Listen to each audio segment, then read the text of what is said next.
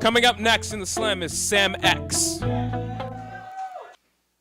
The woman I loved was a queen. She was a goddess and a giant, my train wreck diva of gender destruction. First and foremost, this girl had these long chicken thighs that stretched on for days, forcing me to reconsider quite a few years without meat.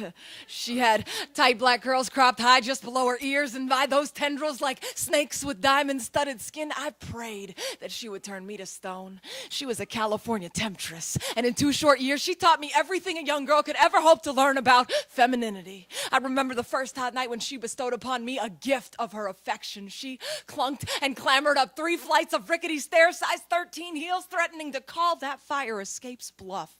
Her teeth and grin dripping with anticipation. Her raggedy-ass rhinestone bandana strewed about her throat, but she showed me the goods. Fresh from the trash can treasure troves of Sacramento, she dressed me up in a glittering evening gown. Probably the aftermath of some adolescent prom night passion, but she showed me how to hike it up. Safety pins tracing arts and crafts track marks across my skin, and she stuck me once on purpose, I'm sure. The crown jewel, however, was that skinny black tie that she taught me how to wear. My heart shuddered and throbbed just below my jaw, and all the while, satin crept closer. And so our ritual began. Every sweltering summer night, I would wait patiently. And I remember all the things she taught me. We moved on lesson by lesson, post-midnight education sessions born of scavenging and dumpstering. She would cut off the mold and finger feed me the berries, read lusty stories from textbook titles like City of Women and Punk Discipline. I took notes on the complexity of sexuality. I savored every scintillating syllable.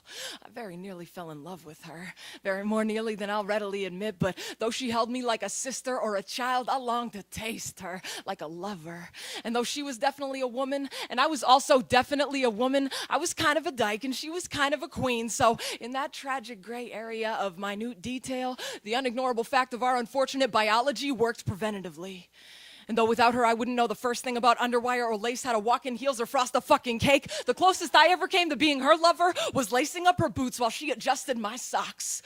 But I still have drag dreams. And on that rare occasion when I do bind my breasts, I imagine her bony piano fingers just tugging at the bandage, that painful stretch resonating somewhere deeper. So when I think back to all the times she helped me into some slinky, sultry number, I recount that split second of flesh on flesh where costumes and pronouns and I myself got a little confused. And shit, I know she has drag dreams too.